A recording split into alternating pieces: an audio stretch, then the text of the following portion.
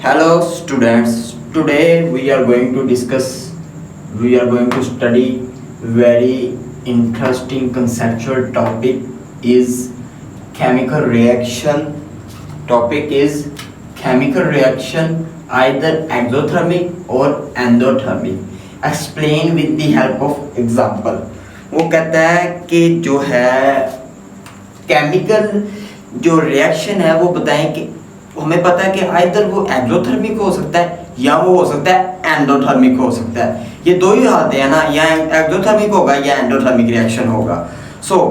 उसके अंदर वो कहता है कि ठीक है वो होता है, लेकिन एक्सप्लेन करें किसी एग्जांपल के साथ, ठीक है, ताकि जो है कंसेप्ट वो क्लियर हो सके। हम एक एग्जांपल के थ्रू इसे समझेंगे और इंशाल्लाह अजीज आप सबको अच्छी समझ आएगी। इस लेक्चर को स्टार्ट करने से पहले मेरी आप तमाम स्टूडेंट्स से, दोस्तों से गुजारिश है कि इस वीडियो को लाजमी लाइक करें और एंड तक बने रहें ताकि आपको ये प्रॉपर एक जो ये कंसेप्चुअल टॉपिक है ये समझ आ सके। लेट्स बिगिन, हम स्टार्ट करते हैं। वो कहते हैं हम जानते हैं वही नौ केमिकल रिएक्शन जो होता है, केमिकल रिएक्शन मेनली इन्वॉल्व दो प्रोसेस उसके अंदर इन्वॉल्व होते हैं।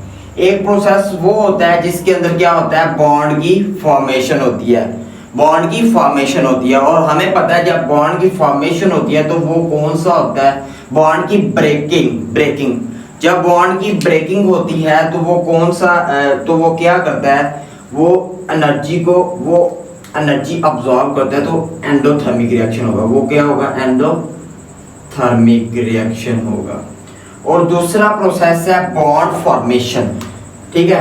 केमिकल रिएक्शन के अंदर जो इन्वॉल्व होता है बॉन्ड फॉर्मेशन, सारी बात है ना, अगर बॉन्ड ब्रेक होना तो आगे न्यू फॉर्म होगा ना, रिएक्टेंट के जो बॉन्ड ब्रेक होंगे आगे न्यू एक स्ट्रॉन्ग बॉन्ड फॉर्म होगा प्रोडक्ट के अंदर, तो यही चीज है। और बॉन्ड फॉर्मेशन के अंदर कौन सा होता है, एक्सोथर्मिक होता है। कौन सा, एक्सोथर्मिक रिएक्शन होता है बॉन्ड फॉर्मेशन के अंदर।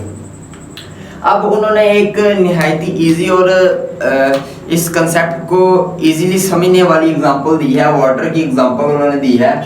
उन्होंने क्या किया है, 2 मोल लिए हैं वाटर के, 2 मोल लिए हैं वाटर मॉलिक्यूल के और 1 मोल लिया है ऑक्सीजन का, ठीक है। और बदले में हमें क्या मिला, 2 मोल ऑफ वाटर मॉलिक्यूल मिले।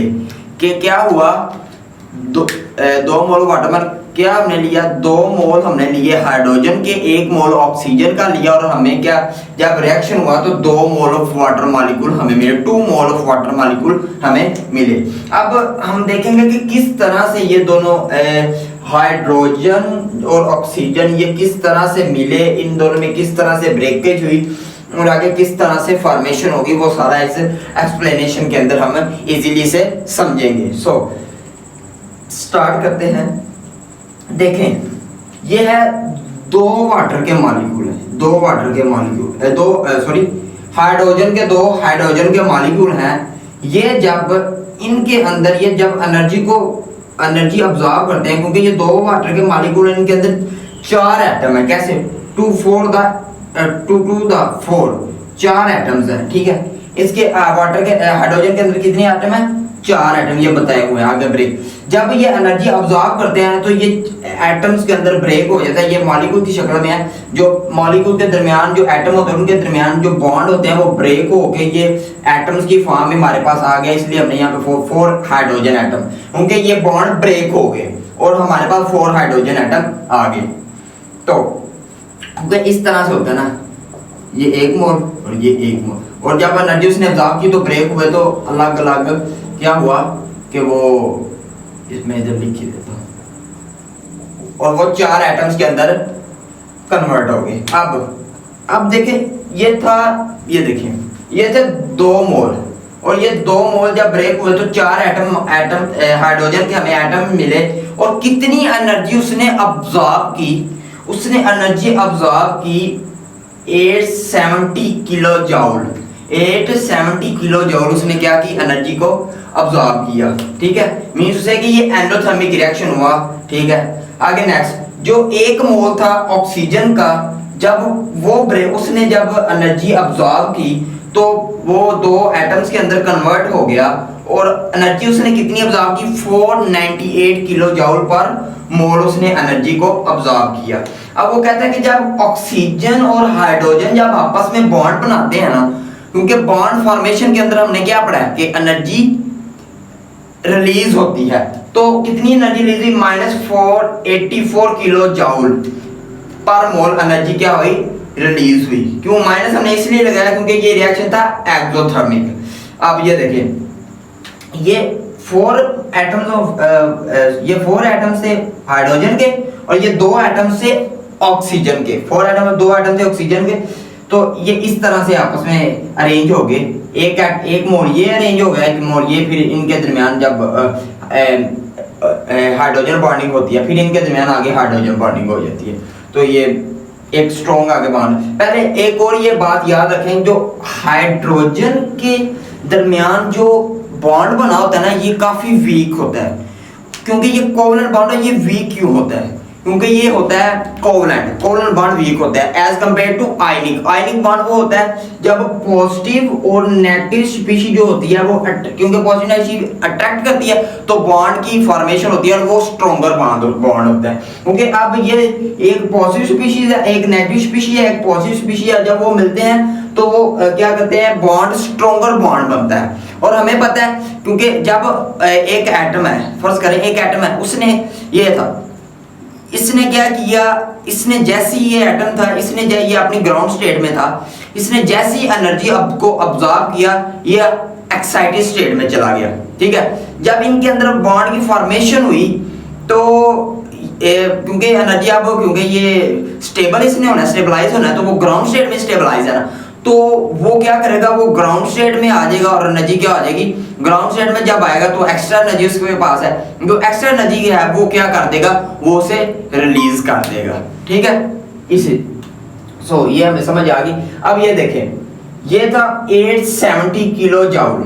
ठीक है, ये कितने मोल के लिए, 2 मोल के लिए, और 1 मोल के लिए जो रिक्वायर होती है हमें एनर्जी, ये देखें H2, इसके लिए क्योंकि ये 1 मोल है और इसके लिए हमें एनर्जी, इसको ब्रेक करने के लिए 2 एटम्स के अंदर ब्रेक करने के लिए हमें जो एनर्जी रिक्वायर है वो 435 किलो जूल पर मोल एनर्जी हमें क्या है, रिक्वायर है। अब देखें, अब टोटल हमने करना है कि इन दोनों को टोटल, अब क्योंकि अब ये जो एटम्स थे इनके दरमियान भी जब ये जो मॉलिक्यूल ये ब्रेक हुए, 4 एटम हाइड्रोजन बन गए, ये 1 मोल ऑक्सीजन का मॉलिक्यूल था, ये ब्रेक हुआ, 2 ऑक्सीजन के हमें एटम मिले। अब इन दोनों को जब हम मर्ज करेंगे फिर हमें तुम्हारी टोटल वैल्यू निकलेगी कि आया कि वाटर का मॉलिक्यूल बनने के अंदर कितनी एनर्जी अब्सॉर्ब होती है। अब हम किस तरह से करेंगे, ये जो ऑक्सीजन की जो एनर्जी है ना, इसको अब देखें, क्योंकि ये 1 मोल था, यहाँ पे मैंने 2 मोल का बताया, 2 मोल की कितनी होती है, 870 किलो जूल। उसने 870 कैसे किया, 435 को उसने प्लस कर दिया 435 के साथ, तो हमें क्या मिल गया, 870 एनर्जी हमें मिल गई। ये क्या 870 आ गया। अब ये 870 को 870 को हम क्या करेंगे, प्लस कर देंगे इस ऑक्सीजन की जो एनर्जी, ऑक्सीजन जो अब्सॉर्ब की एटम बनाने के लिए 498 किलो जूल। ठीक है, 490, इसे प्लस करेंगे तो हमारे पास आएगा आई थिंक सो 368। फिर भी हम कैलकुलेटर के जरिए से करके देख लेते हैं। ये देखें कैलकुलेटर से ये कर लेते हैं। ये देखें एनर्जी कितनी थी, देखिए अब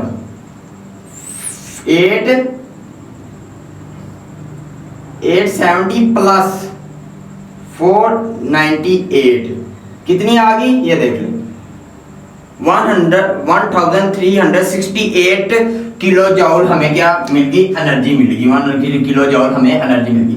अब देखें, हमने पीछे पढ़ा कि ये जो बॉन्ड डिसोसिएशन एनर्जी है ना, एक बॉन्ड को डिसोसिएट करने के लिए जो एनर्जी रिक्वायर है ना, ये इस 1 मोल की जो मैंने आपको बताया वो क्या है, 438 किलो जूल पर मोल, ठीक है। और आगे bond dissociation energy of oxygen, oxygen 1 mole oxygen molecule की बॉन्ड डिसोसिएशन एनर्जी कितनी होती है 498 किलो जूल पर मोल, जो हमने पीछे पढ़ी हुई है, ठीक है।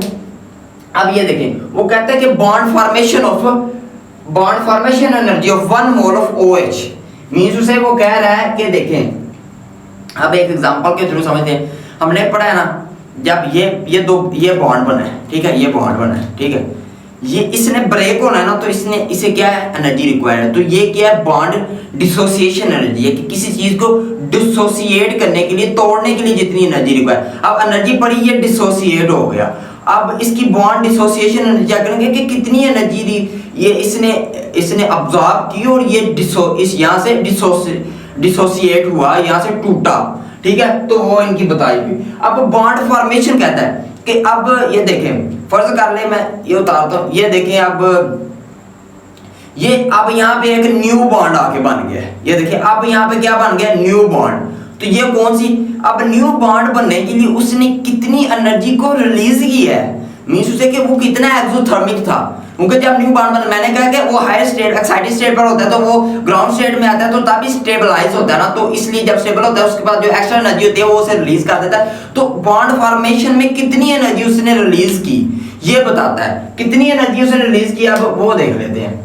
ये देखिए, एनर्जी उसने 1 मोल ऑफ OH, जो OH था, मींस उसे कि 1 मोल ऑफ जो वाटर मॉलिक्यूल था, यानी कि OH था, खाली OH 1 मोल ऑफ OH, उसने कितनी एनर्जी ऑब्जॉर्व की, कितनी एनर्जी ऑब्जॉर्व की उसने 484 किलो जूल पर मोल उसने क्या की एनर्जी को ऑब्जॉर्व किया। अब देखें, ये दो वाटर के मॉलिक्यूल हैं, ये ऑक्सीजन के साथ मिलते हैं, तो क्या बनता है ये दो हाइड्रोजन के मॉलिक्यूल हैं, ये ऑक्सीजन के मॉलिक्यूल के साथ मिले और क्या बन गया, हमारे पास वाटर बन गया। अब देखें इसने कितनी एनर्जी को क्या किया, कितनी एनर्जी इसने क्या की रिलीज की, वो देख लेते हैं।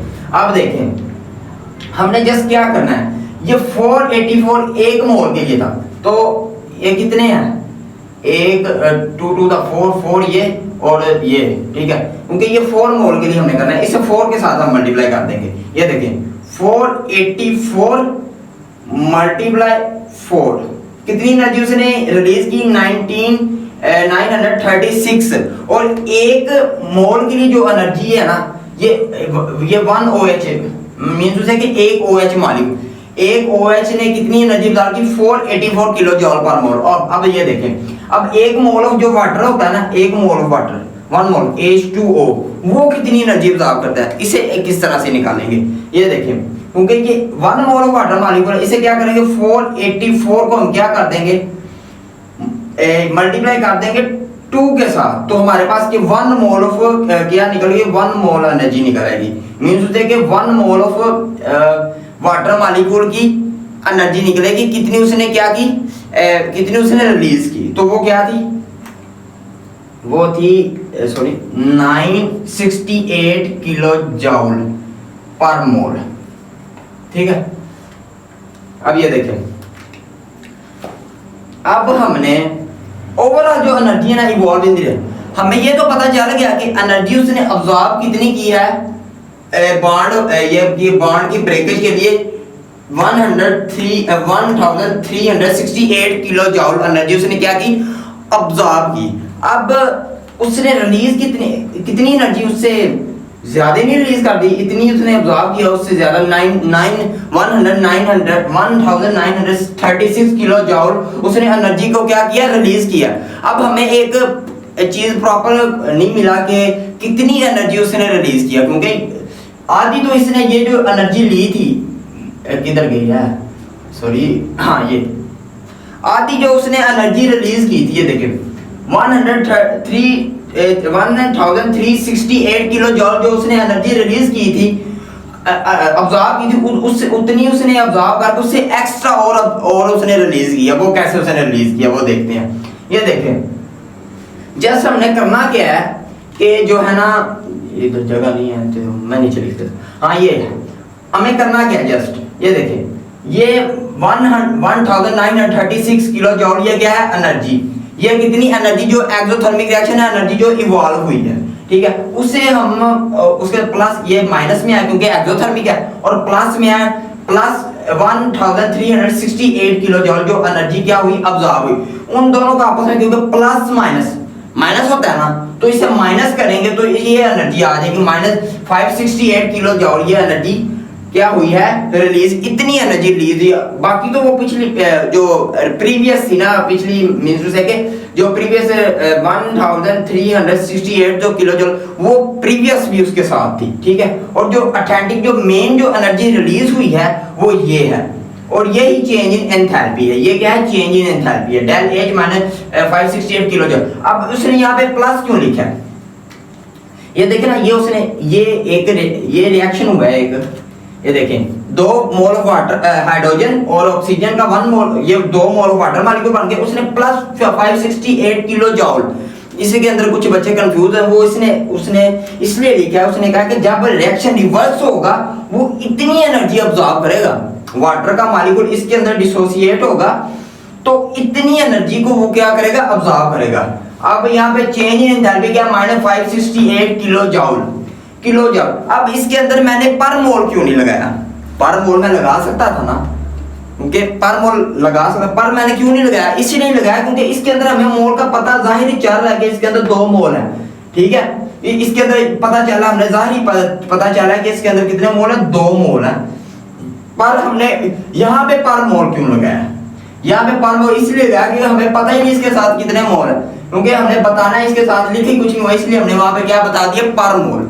इसलिए ये एक बहुत ही बड़े, ये कई बच्चों को नहीं पता होता कि यहाँ पे पर मोल क्यों लगा रहे हैं, किलो जूल खाली किलो जूल क्यों लगा रहे हैं, या किलो जूल पर मोल क्यों लगा रहे हैं, ठीक है।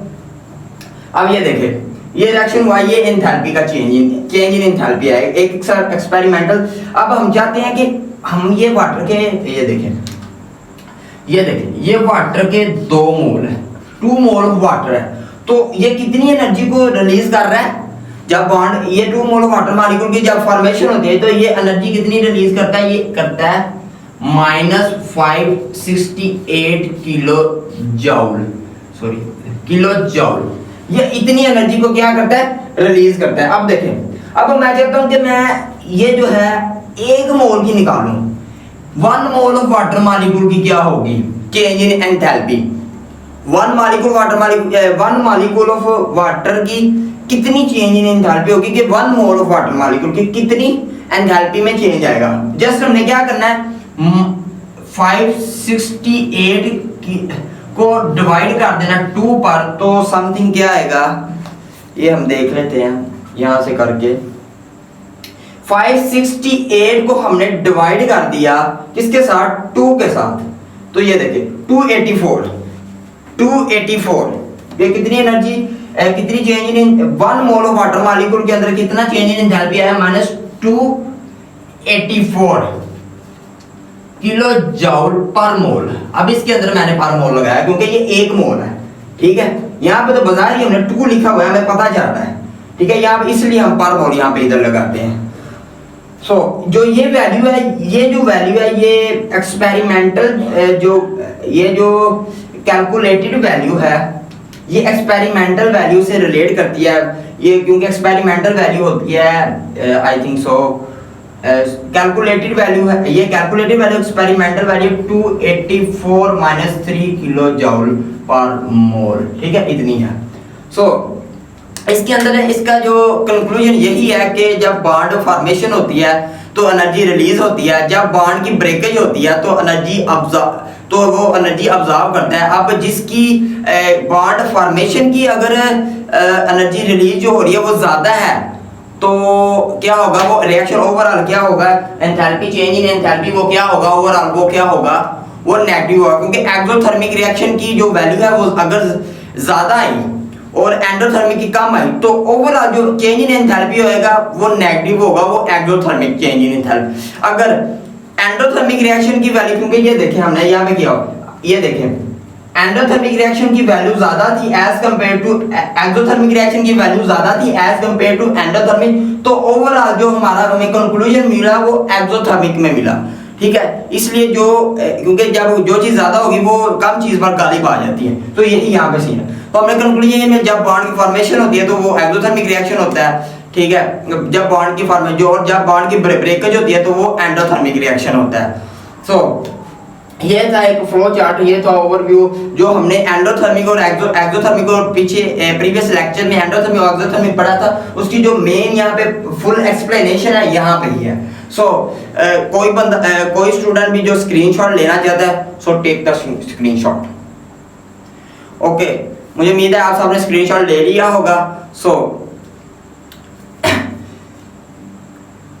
like this video and subscribe my YouTube channel.